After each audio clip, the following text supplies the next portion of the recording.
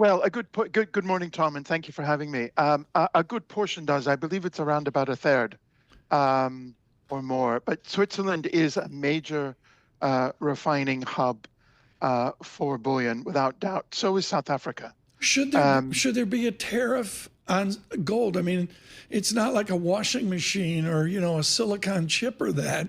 Were you surprised to see tariffs, Trump taxes, if you will, on gold?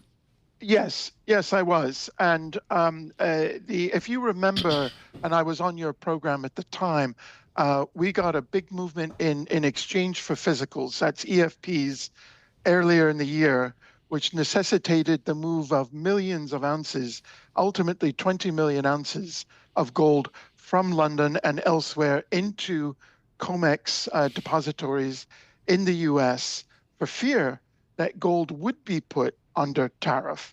And the April 2 recommendation at that time was that gold would not be put under tariffs.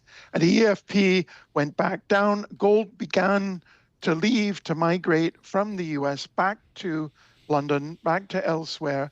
And now we have this rather surprising announcement as reported in the EFP.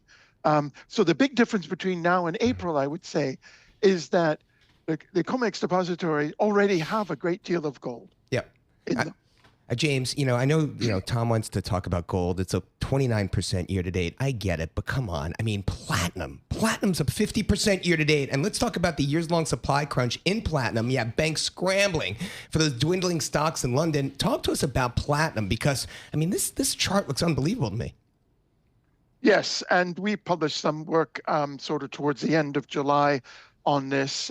We've been endorsing platinum and to a lesser degree palladium for quite some time. It is very limited compared to the gold market. It's like 6% the size of the gold market, if you think about that. And gold is only about 2% of all the financial markets, so It's relatively small market. It is most of it comes from just Russia and South Africa, with some from Zimbabwe and North America. But there's a lot of supply constraints.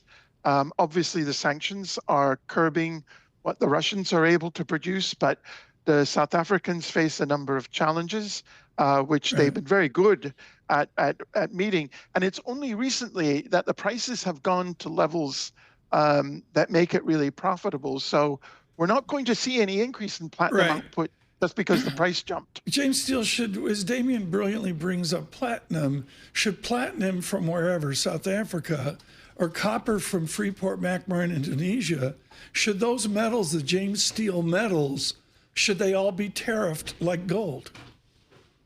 No, I don't think so. I think if you're looking at the raison d'etre for tariffs, it's to redress ills and balances.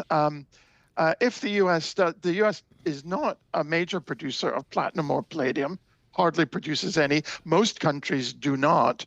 So it's a required metal. It's a needed metal, and therefore, in my humble opinion, it should not be subject to tariffs. But I stress that's not an HSBC view. That's just me looking at it. And I think there's an argument that gold should not be on tariffs as well. And I'm not saying, these tariff situations can be reassessed. Yeah, we could get a change in the ruling.